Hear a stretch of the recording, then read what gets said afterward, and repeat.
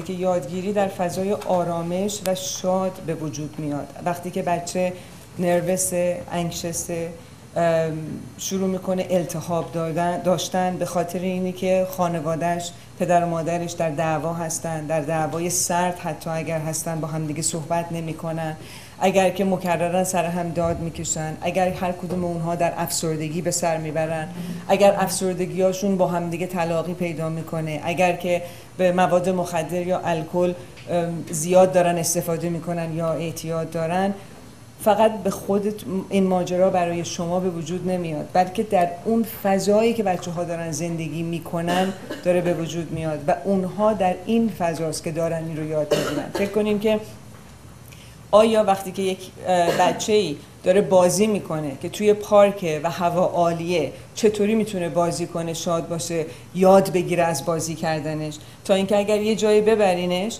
توی محله‌ای که خیلی خیلی سرپوشیده است و گاز اشک‌آور یا گاز مسموم بریزین اون تو و بعد به بچه بگیم بازی کن. چرا شاد نیستی؟ چرا درست بازی نمی‌کنی؟ چرا از بازی کردن یاد نمیگیری؟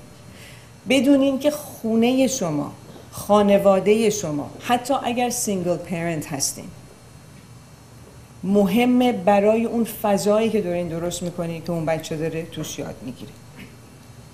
بعضی موقع ها ما یاد گرفتن رو فقط و فقط مسئول معلمین و مدارس داریم میبینیم و یا اون جایی که چه چیزهای دیگه‌ای رو داریم به اونها یاد میدیم، ولی یکی از مسائل مهم یاد دادن اون حال و هواییه که اون بچه توی خونه براش به وجود میاد.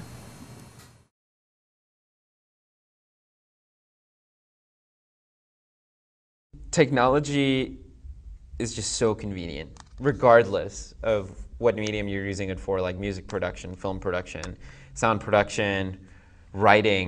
I mean, even writing and reading have been taken over by technology. I've actually used computers since before I could read. Some of my earliest memories are having amazing amounts of fun with Microsoft Bob. As far as a laptop goes, it's a bare necessity. I can't live without a laptop. My phone is like almost like my third hand. I keep it with me everywhere. It's like, even when I don't bring a purse, my phone is the only thing I bring. I've had a Nintendo 64, a Sega Dreamcast, a Game Boy, of course, a PSP, a GameCube, and most recently an Xbox 360. Music takes part in every single day of my life. If it was like glued to me, I wouldn't mind at all. I make anything that would have been ordinary, extraordinary with my MacBook. I go to school, I go to math. I make sure to Twitter along the way because Twittering is something I find very important to me.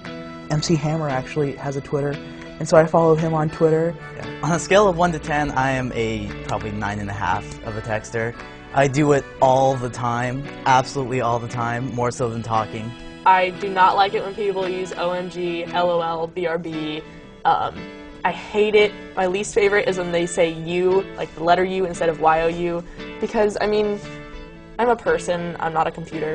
And if I didn't have computers, I would say a lot of my hobbies that take up most of my time I wouldn't have. Because I learned Japanese, and I did a lot of that through the internet.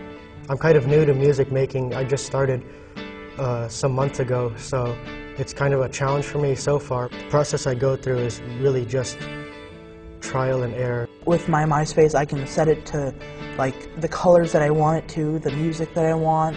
Yeah, it's an extension of being who I am as a person. I would say that I'm one of those types of people who like to make websites. Well, this is one of the websites I created. It's called iMe. You can like upload your own photos. Like, I'm really a big fan of Strawberry Shortcake and Alvin and the Chipmunks. They're just like really cute to me, and I just like their personality and characters. I'd say being able to experiment with technology is really what makes it technology. If people didn't sit there and experiment with test tubes back in the days of Newton, nothing would have happened. It's paving the way for us to move forward as a species and a civilization. What we do in gaming, coordination and communication is very, very similar to what we do at school. So in the game, we have to talk to each other. We have to coordinate what we're going to do in order to make sure that we do it well. The exact same thing at school. We have to talk with each group member. We have to coordinate what we're going to do, what we plan, what our activities are in order to make sure that we get things done right and get things done on time. My phone, since it takes good pictures, like I can use it for projects all the time. I take pictures of my poster boards and then I can send them to my email and then I can just upload them online and then put on my website or anything of that sort so other people can see. Like in life, if you're playing a soccer game and you miss the shot, you can't go back to that. While you're working in the computer, designing a site or doing your homework, you could just delete and do it again, restart it. And so like, that's the cool thing about technology. It's just like you can change things whenever you want. When you have access to everything, you sort of learn how to know yourself better because you are forced to decide what to use and what to not use. I'd say technology does make you a better learner. I mean, when you're working with technology, you have to sit and figure out, okay, this is what I had to work with, these are my resources, and this is what I need for a final product. How can I make this work?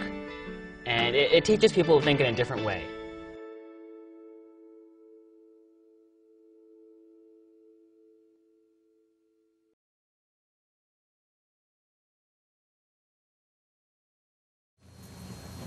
یکی از بزرگترین گفتارهایی که اکثرا دارن راجع به تکنولوژی به خاطر اینه که میترسن وقتی گفتگو اومده راجع به تلویزیون که اگر که فقط بچهای کوچیک تلویزیون به مدت خیلی زیادی نگاه بکنن انگار مغزشون خواب میره و بعد همین مسئله رو ما فکر میکردیم که روی کامپیوتر داره اتفاق میفته در حالی که خیلی متفاوته. با کامپیوتر به خاطر اینکه اینتراکتیو خیلی از تحقیقات نشون داده بچه‌هایی که گیم بازی میکنن در حقیقت مغزشون داره یاد میگیره مولتی تاسکینگ بکنه و سرعتی که داره پیدا میکنه روی پروسس کردن و کارهای مختلف کردن خیلی داره زیادتر میشه و بعد کلا عصر امروز داره به جای میرسه که هرچی زودتر اونها کامپیوتر و سوشال نتورکینگ، توییتینگ، فیسبوک و اینها رو یاد بگیرن میتونن که بهتر توی جاب مارکت توی یادگیریشون کمک بشه و با بودن با همدیگه و سوشال نتورکشون بهتر بشه. فقط گرفتاری اینجاست که کجاست که ما میترسیم به خاطر اینکه وقتی دسترسی بچهای ما به کامپیوتر دارن کجاها میتونن باشن که ما دیگه نمیتونیم کنترل کنیم. ولی قسمت دیگه هم که میخوام ازتون درخواست بکنم اینه که اصل کنترل از بین رفته. من فکر نکنم که ما دیگه بتونیم کنترل بکنیم. ولی کاری که میتونیم بکنیم اینه که آموزش بدیم. چون هر چقدر سعی کردیم که کنترل بکنیم میبینیم اصلا فضای و کنترل دیگه وجود نداره. شما از طریق کامپیوتر هر لحظه که بخواید بدون اینکه شما بدونید توی تلفن‌هاشون در فاز پورن سایت هستن، همه چیزایی که شما نمیخواین ببینین رو دارن میبینن، بیشتر از شما هم دارن یاد میگیرن، زودتر از شما هم دارن یاد میگیرن. پس چی رو داریم کنترل میکنیم؟